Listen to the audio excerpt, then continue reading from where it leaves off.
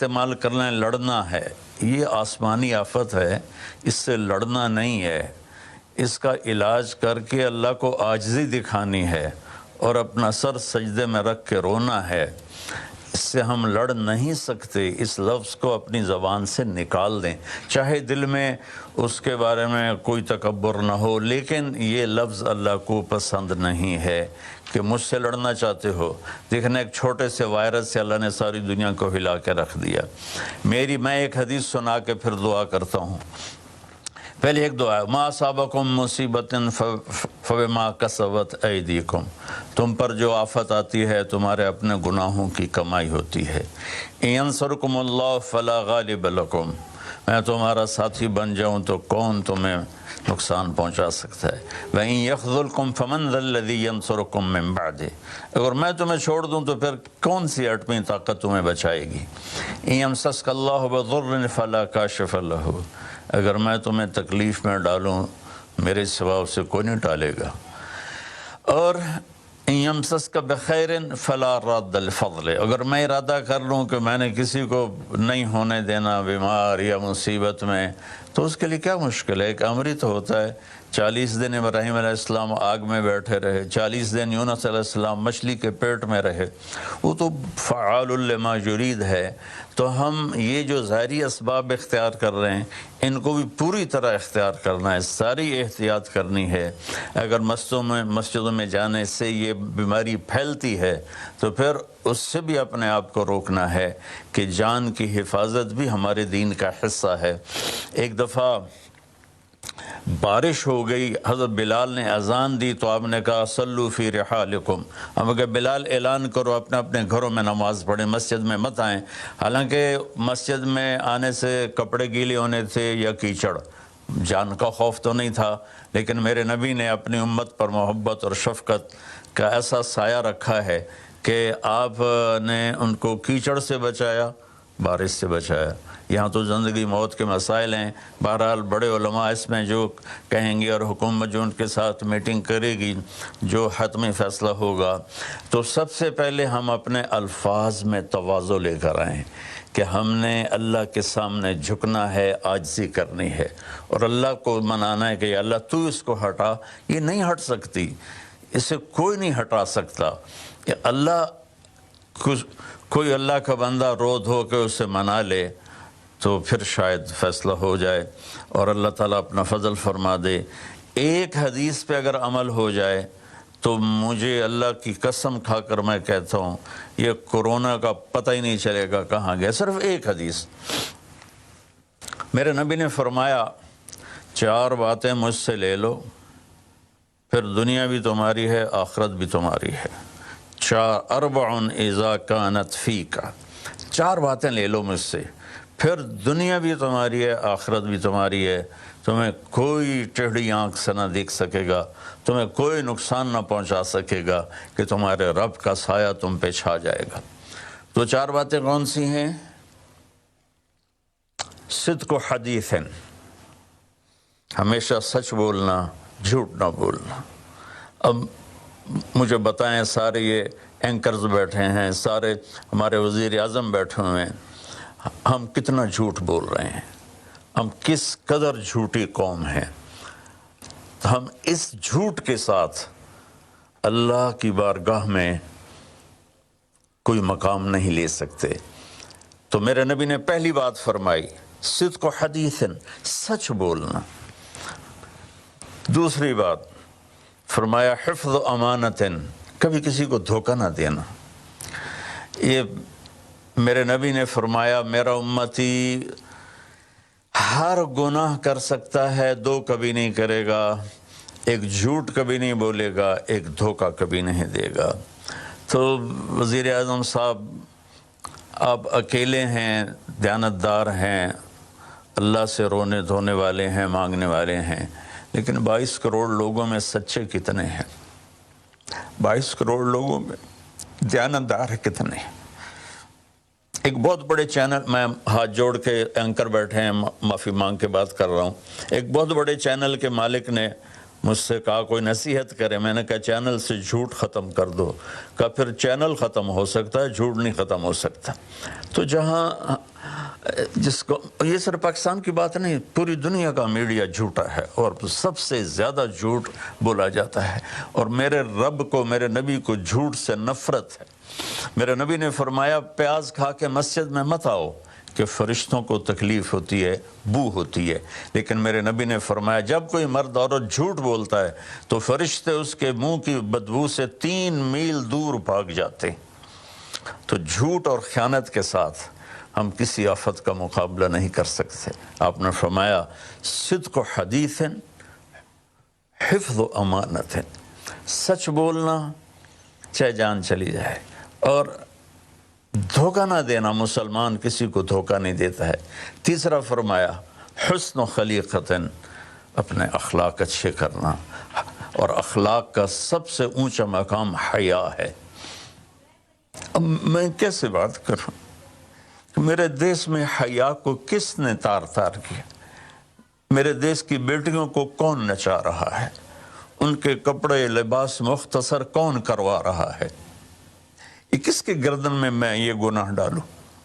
میں مجرم ہوں، میں نے اپنی قوم کو نہیں سمجھایا، میں اللہ سے معافی مانگتا ہوں۔ لیکن جب مسلمان کی بیٹی بے حیائی کی طرف چل پڑے اور نوجوان بے حیائی کی طرف چل پڑے تو اللہ کی رحمت، سب سے زیادہ عذاب قوم لوط پر آیا کہ وہ بے حیائی میں ساری باؤنڈریز کراس کر گئے تھے، تو اللہ تعالیٰ نے ان پر 5 عذاب بھیجے۔ 5، کسی قوم پہ 5 عذاب نہیں آئے، ایک ہی عذاب آتا تھا، ان پر 5 عذاب آئے۔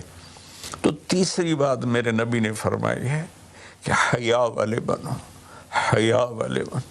لیکن میری نسل ہے، مجھ سے خان صاحب نے بات کی تھی پہلی دفعہ کہ میں چاہتا ہوں کہ میری یوتھ اللہ کے نبی کے ساتھ جڑے، چونکہ جو ہمارے کالج ہیں، ہماری یونیورسٹیز ہیں، ہمارے خاص طور پر جو یہ پرائیویٹ سکولز ہیں، یہ امت کو، نوجوانوں کو اللہ رسول سے کاٹ رہے ہیں۔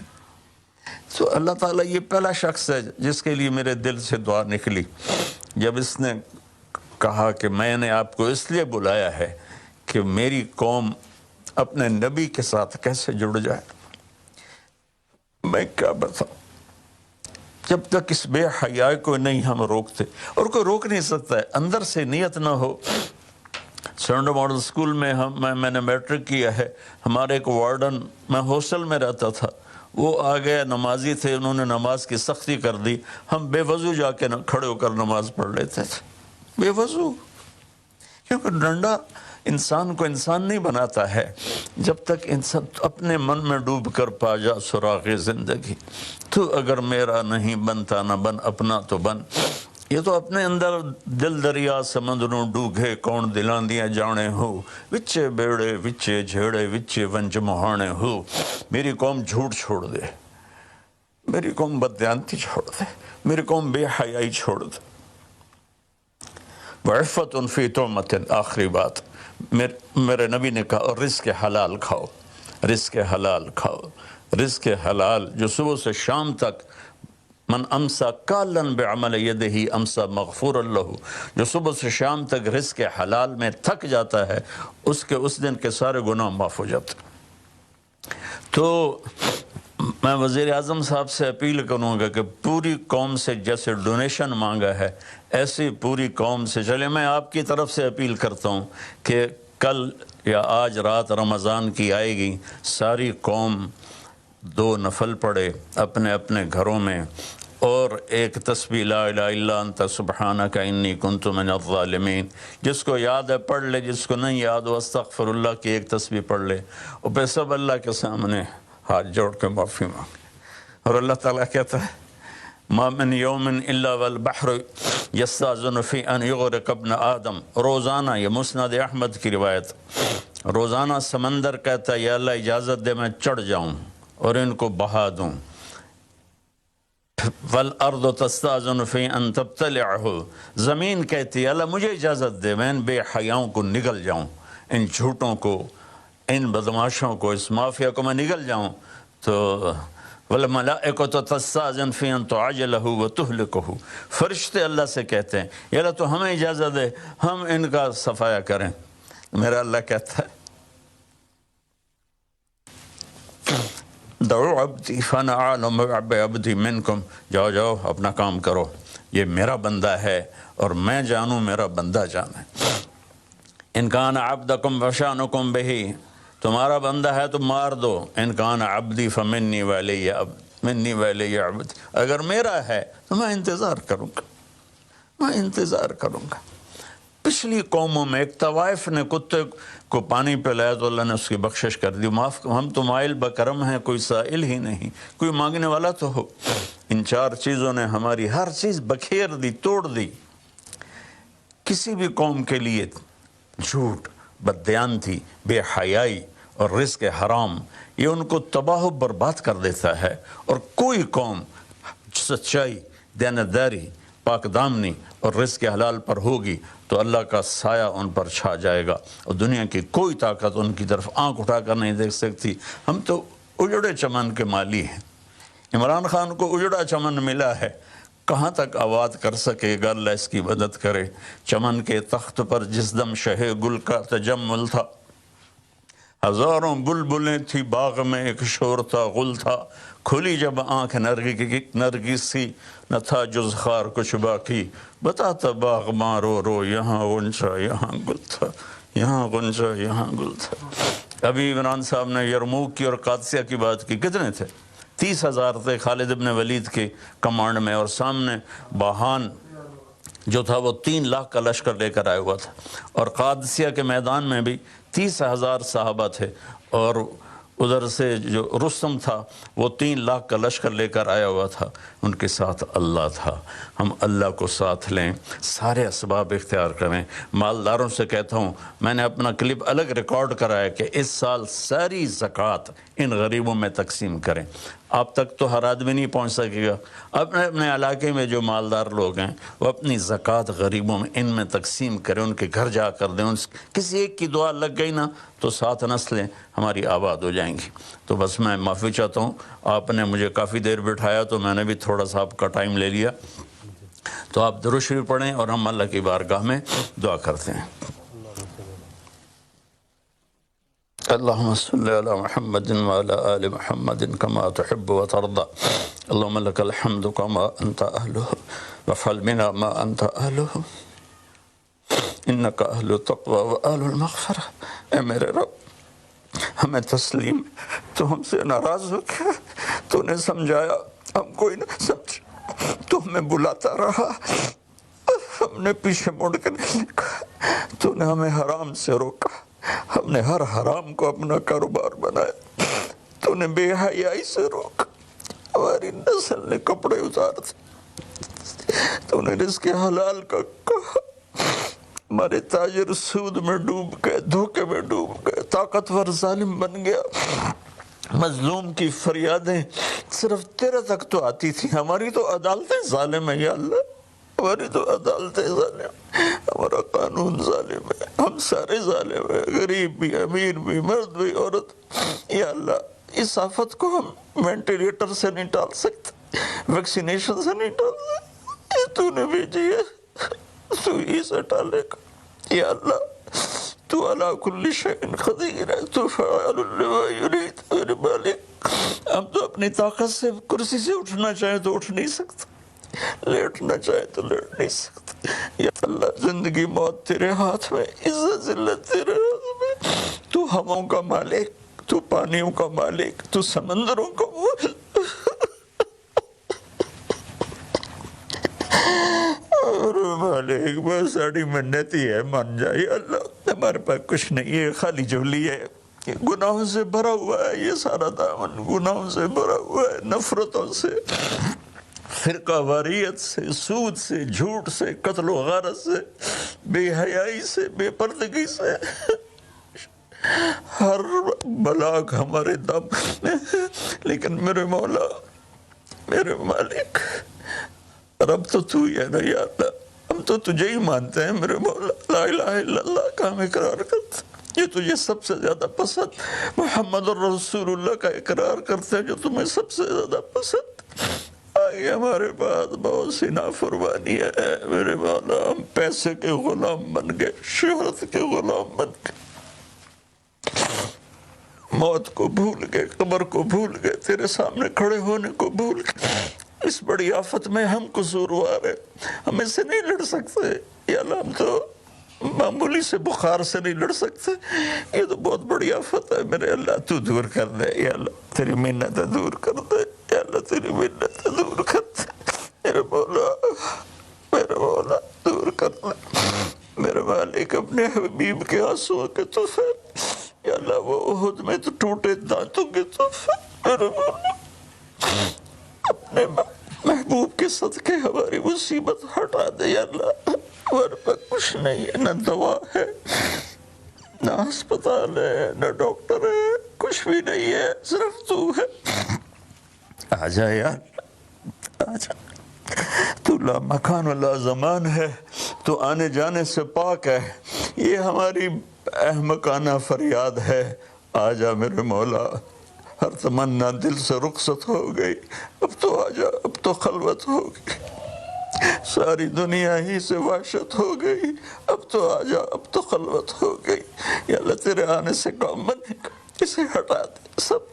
اور یا اللہ، جن چیزوں سے تو ناراض ہوتا ہے ہم اس سے توبہ کرتے ہیں، ہم اس سے توبہ کرتے ہیں، ہم اس سے توبہ کرتے ہیں، ہم اس سے توبہ، میں 22 کروڑ عوام کی طرف سے تیری بارگاہ میں توبہ کرتا ہوں، انہوں نے مجھے اپنا نمائندہ بنایا، میں تیرا حقیر گنہگار بنتا یا اللہ، میرے ساتھ بے شمار لوگ رو رہے ہوں گے، میں تو ٹی وی پہ نظر آ رہا ہوں، شاید ریاکاری ہو، لیکن جو بچیاں بچے بوڑھے جوان گھروں میں بیٹھے رو رہے ہیں یا ان کے آنسو تو پاکیزہ ہیں، اور آنسو تجھے بڑے پسند میرے مولا، فقیروں کی تو فیل، غریبوں کی تو، بوڑھوں کی تو فیل، اپنے ان نیک بندوں کی تو فیل جو راتوں کو تجھے یاد کرتے ہیں، جن کے دامن گناہوں سے صاف ہے، ایسے بندوں سے ہمارا دیس بھرا ہوا ہے، خالی نہیں ہے یا اللہ، لیکن اکثر تو ہم نافرمان ہیں یا اللہ، تو ہمیں معاف کر کے اس آفت کو ٹال دے، اس کا علاج ہمیں دے دے یا اپنے غیب سے اس کو ہٹا دے،